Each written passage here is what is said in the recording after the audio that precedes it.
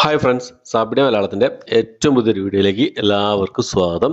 ഇന്ന് ജൂലൈ മാസം 29-ാം തീയതിയാണ്. അപ്പോൾ ഇന്ന് OTT അപ്ഡേറ്റുകളാണ്, അതായത് കഴിഞ്ഞ ആഴ്ച റിലീസ് ചെയ്ത ജൂലൈ മാസം 22-ാം തീയതി മുതൽ 28-ാം തീയതി വരെ റിലീസ് ചെയ്ത സിനിമകളുടെയും സീരീസുകളുടെയും കംപ്ലീറ്റ് ലിസ്റ്റാണ് ഇന്നത്തെ വീഡിയോ നമ്മൾ പരിശോധിക്കാൻ പോകുന്നത്. മൊത്തം 32ഓളം റിലീസുകളാണ് കഴിഞ്ഞ ആഴ്ച റിലീസ് ചെയ്തിട്ടുള്ളതാണ്. അപ്പോൾ ഇതിൽ ഏതൊക്കെ സിനിമകൾ നിങ്ങൾ കണ്ടു എന്നുള്ളതൊക്കെ കാര്യങ്ങളൊക്കെ കമന്റ് ബോക്സിൽ രേഖപ്പെടുത്താൻ ശ്രമിക്കുക. എന്തായാലും ഏതൊക്കെ സിനിമകൾ സീരീസുകളാണ് നോക്കാം നമുക്ക്. അതിൽ ഒന്നാമത്തത് ഹിന്ദിയിൽ നിന്ന് റിലീസ് ചെയ്ത സിനിമയായിരുന്നു. ഏറ്റവും കൂടുതൽ ആൾക്കാർ കാത്തിരുന്ന ഒരു സിനിമയായിരുന്നു ആ സിനിമ. കിൽ എന്ന് പറഞ്ഞ സിനിമ ഒരു ആക്ഷൻ ത്രില്ലർ വിഭാഗത്തിൽപ്പെട്ട സിനിമയായിരുന്നു. ആമസോൺ പ്രൈമിലാണ് ഈ ഒരു സിനിമ റിലീസ് ചെയ്തിട്ടുള്ളത്. അടുത്തത് ഒരു തമിഴ് സിനിമയാണ്. കാഴ് എന്നാണ് സിനിമയുടെ പേര് വരുന്നത്. ആഹാ തമിഴ് വഴിയാണ് ഈ ഒരു സിനിമ റിലീസ് ചെയ്തിട്ടുള്ളത്. അടുത്തൊരു തമിഴ് സിനിമ തന്നെയാണ്, ഒരു ഹൊറർ വിഭാഗത്തിൽപ്പെടുന്ന ഒരു തമിഴ് സിനിമയാണ്. ഗ്രാൻഡ്മ എന്നാണ് സിനിമയുടെ പേര് വരുന്നത്. ആഹാ തമിഴ് വഴി തന്നെയാണ് ഈ ഒരു സിനിമ റിലീസ് ചെയ്തിട്ടുള്ളത്. അടുത്തത് ഒരു കന്നഡ മൂവിയുടെ ഡബ്ഡ് വേർഷനാണ്. Love me if you dare എന്നാണ് സിനിമയുടെ പേര് വരുന്നത്. കന്നഡ ഭാഷയിൽ ഇതിനു മുമ്പേ തന്നെ റിലീസ് ചെയ്തിരുന്നു. ആമസോൺ പ്രൈമിൽ മലയാളം, തമിഴ്, തെലുങ്ക് ഭാഷകളിലായിട്ട് ഈ സിനിമ ഇപ്പോൾ മുതൽ അവൈലബിൾ ആണ്. അടുത്തത് ഒരു കൊറിയൻ ഹൊറർ മിസ്റ്ററി വിഭാഗത്തിൽപ്പെടുന്ന സിനിമയാണ്. സ്ലീപ്പ് എന്നാണ് സിനിമയുടെ പേര് വരുന്നത്. കൊറിയൻ ഭാഷ കൂടാതെ തമിഴ്, തെലുങ്ക്, ഹിന്ദി ഭാഷകളായിട്ട് ആമസോൺ പ്രൈമിൽ അവൈലബിൾ ആണ്. അടുത്തത് ഒരു ആക്ഷൻ ത്രില്ലർ വിഭാഗത്തിൽപ്പെടുന്ന സിനിമയായിരുന്നു ബാഡ് ബോയ്സ് എന്ന cinema. Bad boys ride or die എന്നാണ് സിനിമയുടെ പേര് വരുന്നത്. ഈ സിനിമ ഇപ്പോൾ മുതൽ അവൈലബിൾ ആണ്. ബുക്ക് മൈ ഷോസ് വഴിയാണ് അവൈലബിൾ ആയിട്ടുള്ളത്. ഇംഗ്ലീഷ് ഭാഷ കൂടാതെ ഹിന്ദി, തമിഴ്, തെലുങ്ക് ഭാഷകളായിട്ട് ബുക്ക് മൈ ഷോസിൽ ഈ ഒരു സിനിമ അവൈലബിൾ ആണ്. അടുത്തത് മലയാളത്തിൽ നിന്ന് റിലീസ് ചെയ്ത ഒരു മിസ്റ്ററി ത്രില്ലർ വിഭാഗത്തിൽപ്പെടുന്ന സിനിമയാണ്. ദർശന രാജേന്ദ്രൻ, റോഷൻ മാത്യു ഒക്കെ പ്രധാന വേഷം കൈകാര്യം സിനിമയാണ് പാരഡൈസ് എന്ന സിനിമ. മനോരമ മാക്സിലാണ് ഈ സിനിമ റിലീസ് ചെയ്തിട്ടുള്ളത്. കൂടാതെ ആമസോൺ പ്രൈമിൽ അവൈലബിൾ ആണ്. ഈ സിനിമയുടെ റിവ്യൂ ഞാൻ ചെയ്തിട്ടുണ്ട്, കാണാത്തതെന്ന് കണ്ടു നോക്കാം. അടുത്തൊരു തമിഴ് ത്രില്ലർ വിഭാഗത്തിൽപ്പെടുന്ന സിനിമയാണ് വെപ്പൺ എന്ന് പറഞ്ഞ സിനിമ. നമ്മുടെ സത്യരാജ് പ്രധാന വേഷം കൈകാര്യം ചെയ്ത സിനിമയായിരുന്നു. ജൂലൈ മാസം 26-ാം തീയതി ഈ സിനിമ ആഹാ തമിഴ് വഴിയാണ് റിലീസ് ചെയ്തിട്ടുള്ളത്. അടുത്തത് നമ്മുടെ പാർവതി തിരുവോത്ത്, അതുപോലെ തന്നെ ഉർവശിയൊക്കെ പ്രധാന വേഷം കൈകാര്യം ചെയ്ത് തിയേറ്റർ റിലീസ് ചെയ്ത് നല്ല പ്രേക്ഷക പ്രതികരണം നേടിയ സിനിമയായിരുന്നു ഉള്ളൊഴുക്ക് എന്ന് പറഞ്ഞ സിനിമ.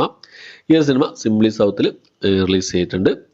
കണ്ടവരുണ്ടെങ്കിൽ നിങ്ങളുടെ അഭിപ്രായം കമന്റ് ബോക്സിൽ രേഖപ്പെടുത്താൻ ശ്രമിക്കാം.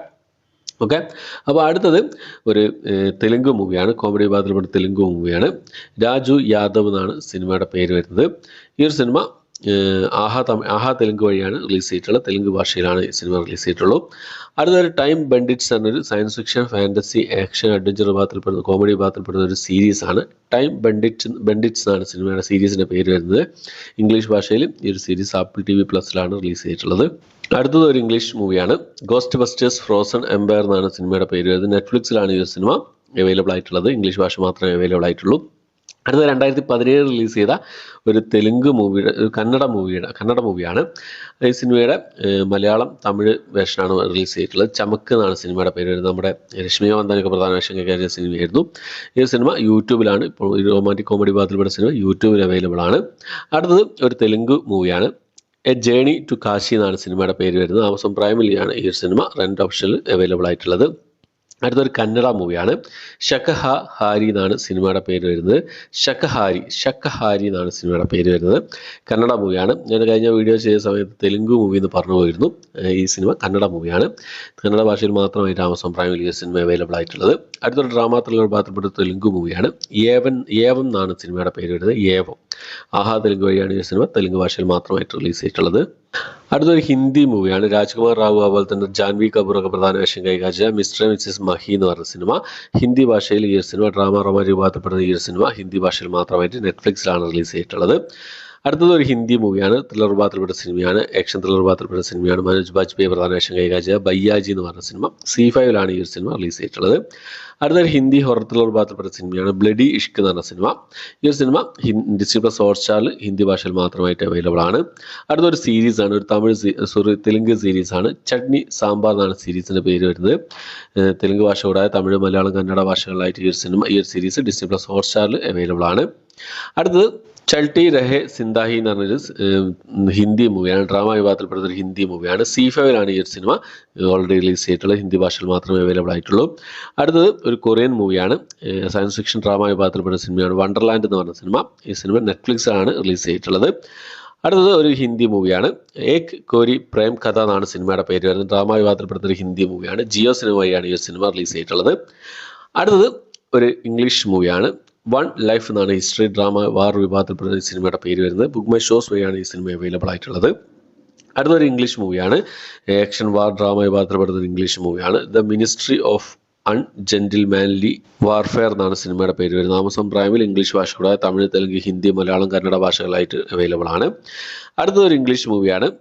എ ക്വൈറ്റ് പ്ലേസ് ഡേ 1 എന്നാണ് സിനിമയുടെ പേര് വരുന്നത്. ഈ സിനിമ ഇപ്പോൾ മുതൽ ഡിജിറ്റൽ റിലീസ് ചെയ്തിട്ടുണ്ട്, അവൈലബിൾ ആണ്.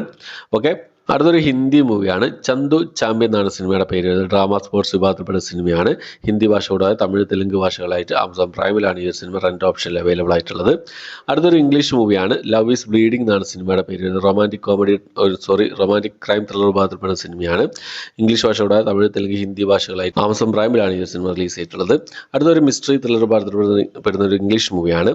മിഡ് നൈറ്റ് ടാക്സി എന്നാണ് സിനിമയുടെ പേര് വരുന്നത്. ഇംഗ്ലീഷ് ഭാഷയിൽ ഈ സിനിമ ഐട്യൂൺസിലാണ് അവൈലബിൾ ആയിട്ടുള്ളത്. അടുത്തൊരു ആക്ഷൻ ത്രില്ലർ വിഭാഗത്തിൽപ്പെടുന്ന ഹിന്ദി മൂവിയാണ്. സാവി എന്നാണ് സിനിമയുടെ പേര്. നെറ്റ്ഫ്ലിക്സിലാണ് ഈ സിനിമ അവൈലബിൾ ആയിട്ടുള്ളത്. അടുത്തത് മലയാളത്തിൽ നിന്ന് റിലീസ് ചെയ്ത സിനിമയാണ് കലാഭവൻ ഷാജഹാൻ പ്രധാന വേഷം കൈകാച്ച ഇതുവരെ എന്ന് പറഞ്ഞ സിനിമ. ആമസോൺ പ്രൈമിൽ ഈ സിനിമ ഓവർസീസിൽ റിലീസ് ചെയ്തിട്ടുണ്ട്. അടുത്തൊരു തമിഴ് മൂവിയാണ്. തമിഴ് റൊമാൻറ്റിക് കോമഡി വിഭാഗത്തിൽപ്പെടുന്ന സിനിമയാണ് ഗീത സുബ്രഹ്മണ്യൻ എന്ന് പറഞ്ഞ സിനിമ. ഈ ഒരു സിനിമ ആഹാ തമിഴ് വഴി ഇപ്പോൾ മുതൽ അവൈലബിൾ ആണ്. ഇത്ര റിലീസുകളാണ്, അതായത് 32ഓളം റിലീസുകളാണ് ജൂലൈ മാസം 22-ാം തീയതി മുതൽ 28-ാം തീയതി വരെ റിലീസ് ചെയ്തതായിട്ടുള്ളത്. ഈ ലിസ്റ്റിലേതൊക്കെ സിനിമകളാണ് നിങ്ങൾ കണ്ടത്, ഏതൊക്കെ സിനിമകൾ സീരീസുകളാണ് നിങ്ങൾ ഇഷ്ടപ്പെട്ടത്, നിങ്ങളുടെ അഭിപ്രായങ്ങൾ കാര്യങ്ങളൊക്കെ കമന്റ് ബോക്സിൽ രേഖപ്പെടുത്താൻ ശ്രമിക്കുക. തിയേറ്റർ റിലീസ് ചെയ്ത സിനിമകളുടെയൊക്കെ റിവ്യൂസ് കാര്യങ്ങളൊക്കെ ചെയ്യാറുണ്ട്. എല്ലാവരും കണ്ട് സപ്പോർട്ട് ചെയ്യുമെന്ന് പ്രതീക്ഷിക്കുന്നു. വീഡിയോ ഇഷ്ടപ്പെട്ടെങ്കിൽ ലൈക്ക് ചെയ്യാൻ, ഷെയർ ചെയ്യാൻ, സബ്സ്ക്രൈബ് ചെയ്യാൻ മറക്കാതിരിക്കുക. പുതിയൊരു വീഡിയോ ആയിട്ട് വരുന്നവരേക്കും